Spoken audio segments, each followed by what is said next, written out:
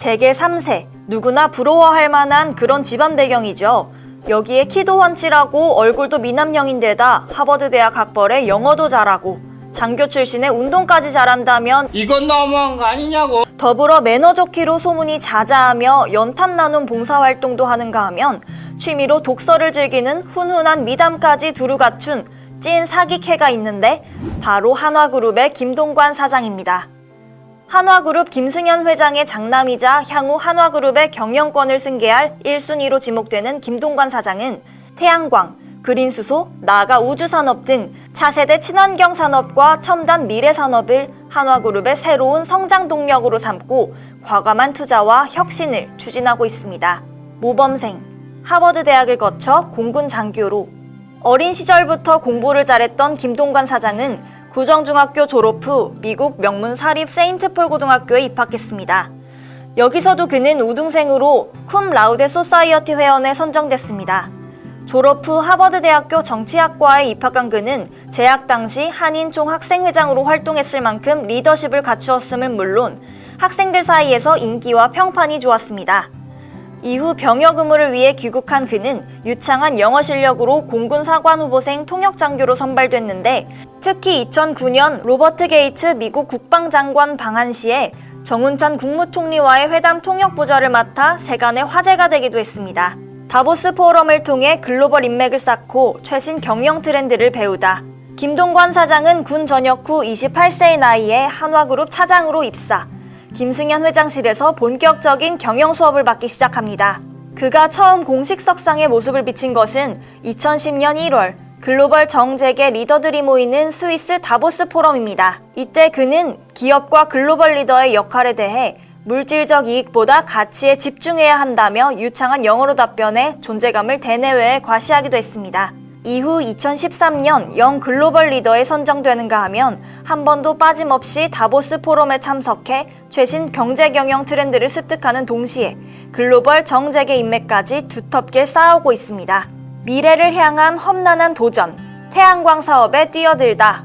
흥미롭게도 김동관 사장은 안정적인 사업 구조가 갖춰진 계열사에서 후계 수업을 받지 않고 불확실성이 높은 신성장 사업이었던 태양광 사업을 주력으로 하는 한화솔라원에 2011년 말 기획실장으로 부임합니다. 그런데 당시 유럽 재정 위기와 경기 침체로 신재생에너지 보조금이 크게 삭감됐고 유가 하락에 시장의 공급 과잉 문제가 대두되면서 관련 업체들의 파산이 이어졌습니다. 그러나 김동관 사장은 태양광 사업의 미래를 확신하고 과감한 투자와 도전을 지속적으로 감행하는데요. 특히 당시 세계 최고의 셀 기술과 생산력을 갖춘 독일의 큐셀을 인수합병하여 글로벌 생산 1위의 태양광 기업 한화큐셀을 출범시키게 됩니다. 2015년 2분기에 영업이익 11억 원으로 마침내 흑자 전환에 성공한 한화큐셀은 이후 고효율의 셀 개발 및 양산을 위한 지속적인 혁신을 추진합니다.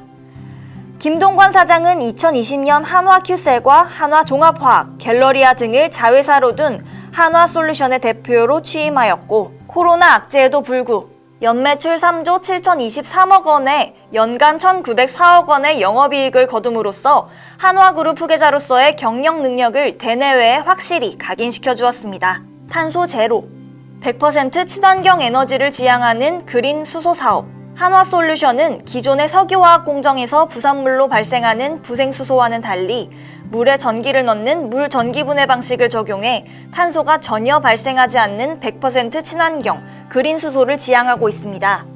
큐셀 부문에서 태양광 등을 통해 생산한 전기를 이용해 케미칼 부문에서 물 전기 분해 기술로 수소를 생산하고 첨단 소재 부문에서 이를 저장하고 운송하는 자체적인 생산 생태계를 구축하겠다는 계획입니다. 최근 한화그룹은 수소 저장 및 운송에 필요한 고압 탱크 제작의 핵심 기술을 가진 시마론의 지분을 인수함으로써 기존의 자동차는 물론 트레일러, 충전소, 나아가 항공우주용 탱크 기술까지 선제적으로 확보하였습니다. 김동관 사장은 그린 수소 사업을 미래 친환경 시대의 태양광과 더불어 가장 유망한 에너지 사업으로 판단하고 향후 5년간 약 2조 8천억 원을 투자하여 2025년 매출 21조 원에 영업이익 2조 3천억 원을 달성하겠다는 야심찬 계획도 발표했습니다.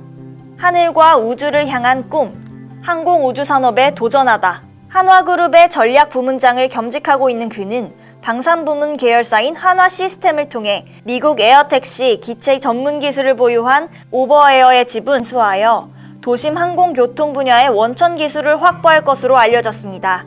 이를 바탕으로 한화시스템은 2024년까지 UAM 기체를 개발하고 2025년 에어택시 시범 운행에 나선다는 계획입니다.